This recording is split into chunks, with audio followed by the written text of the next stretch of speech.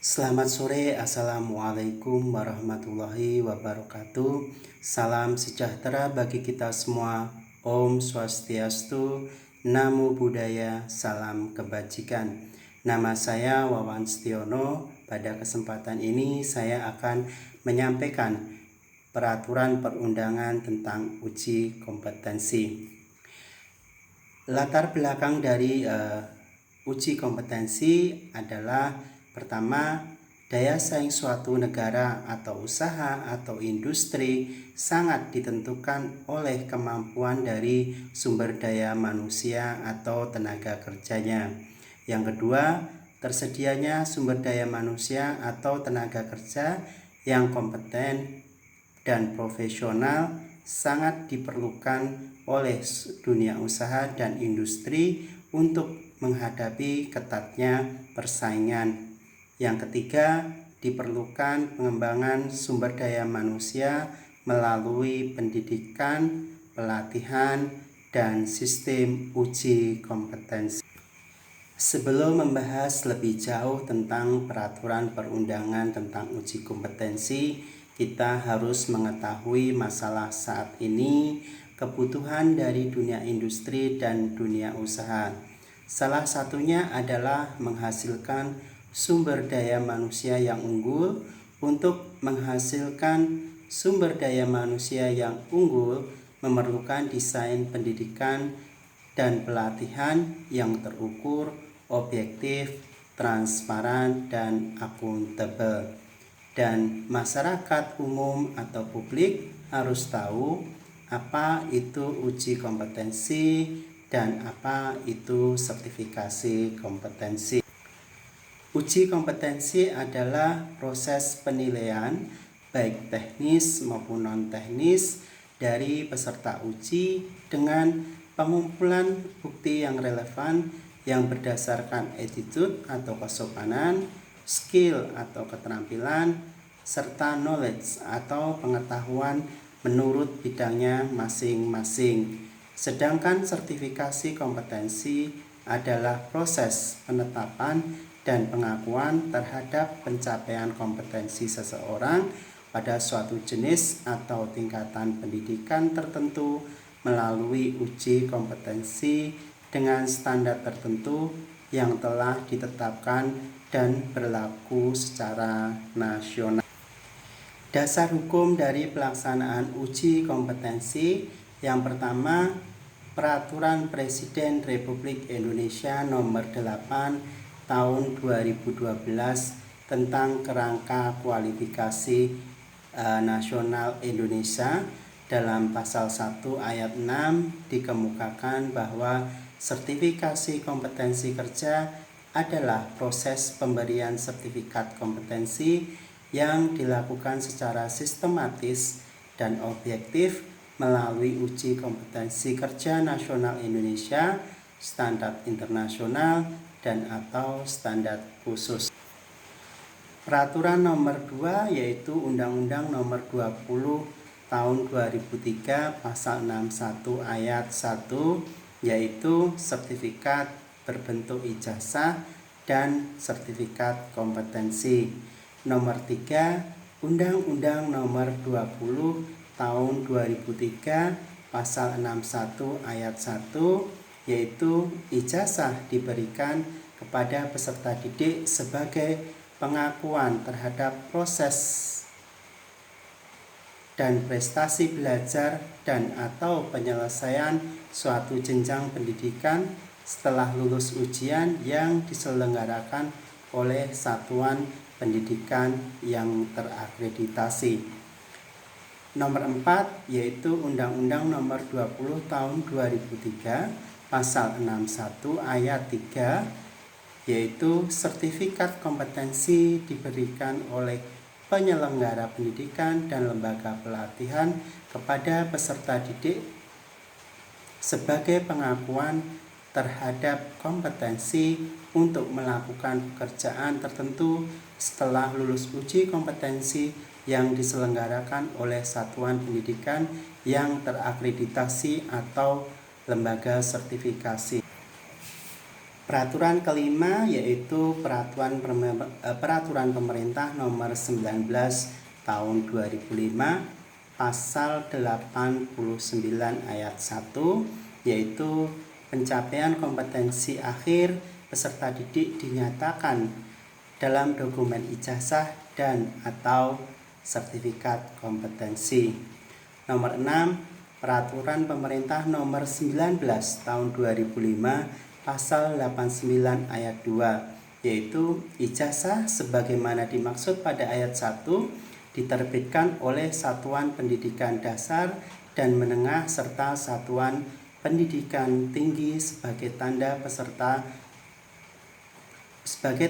bahwa peserta didik yang bersangkutan telah lulus dari satuan pendidikan.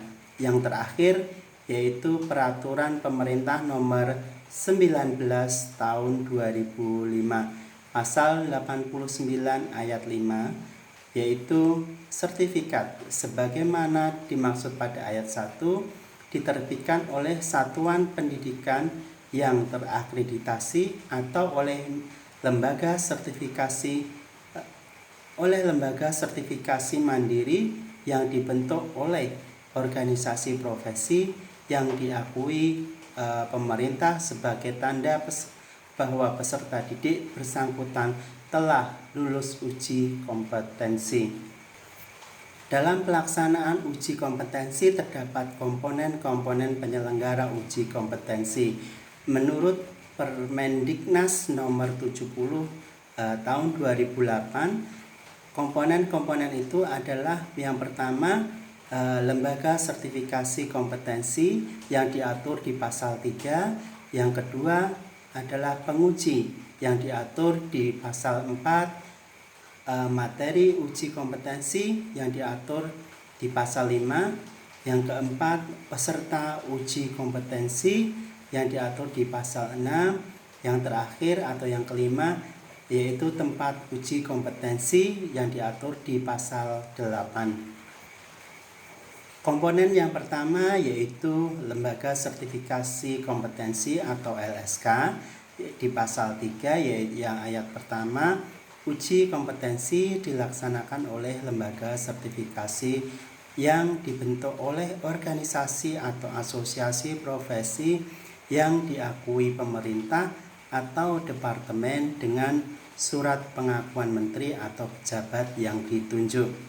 Ayat 2, surat pengakuan sebagaimana dimaksud pada ayat 1 dievaluasi setiap 3 tahun. Ayat ketiga, dalam hal lembaga sertifikasi belum terbentuk atau melayani atau memfasilitasi uji kompetensi bagi peserta didik, kursus, dan satuan pendidikan non-formal lainnya, serta warga masyarakat yang belajar mandiri, maka organisasi atau asosiasi profesi dapat menyelenggarakan uji kompetensi bekerja sama dengan Direktorat Jenderal. Yang keempat, lembaga sertifikasi sebagaimana dimaksud pada ayat 1 dipimpin oleh seorang ketua dan beberapa anggota sesuai keperluan. Komponen kedua yaitu penguji.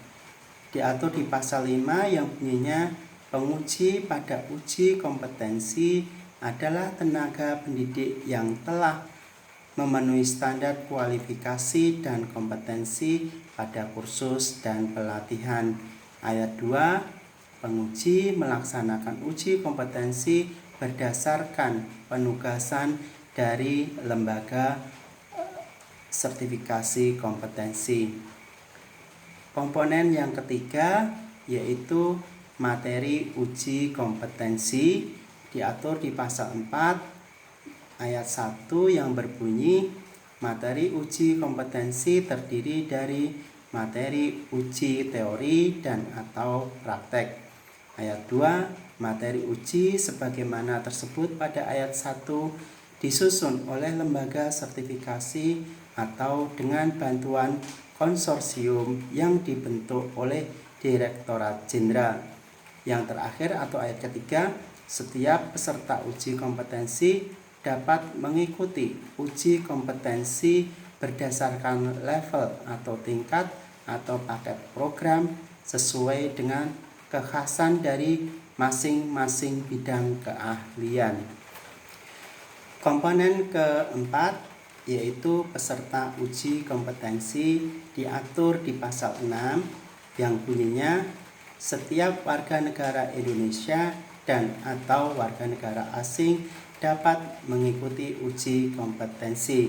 Yang kedua, uji kompetensi diselenggarakan bagi peserta didik kursus dan atau satuan pendidikan non formal lainnya setiap warga masyarakat yang belajar mandiri setelah memenuhi persyaratan yang ditetapkan.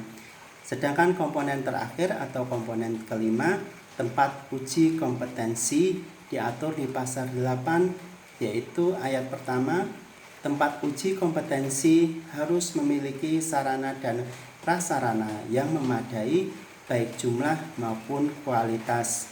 Di ayat 2, tempat uji kompetensi sebagaimana disebut di ayat 1 ditetapkan oleh lembaga sertifikasi kompetensi. Ayat ketiga, tempat uji kompetensi dipimpin oleh seorang ketua tempat uji kompetensi dan beberapa tenaga administrasi sesuai keperluan. Ayat terakhir atau keempat, dalam melaksanakan tugasnya, ketua kompetensi bertanggung jawab kepada lembaga sertifikasi kompetensi. Demikian pemaparan saya tentang peraturan perundangan tentang uji kompetensi untuk melengkapi tugas saya sebagai penguji lembaga sertifikasi kompetensi SMA. Selamat sore. Assalamualaikum warahmatullahi wabarakatuh. Salam sejahtera bagi kita semua. Om Swastiastu, Namo Buddhaya, salam kebajikan. Terima kasih.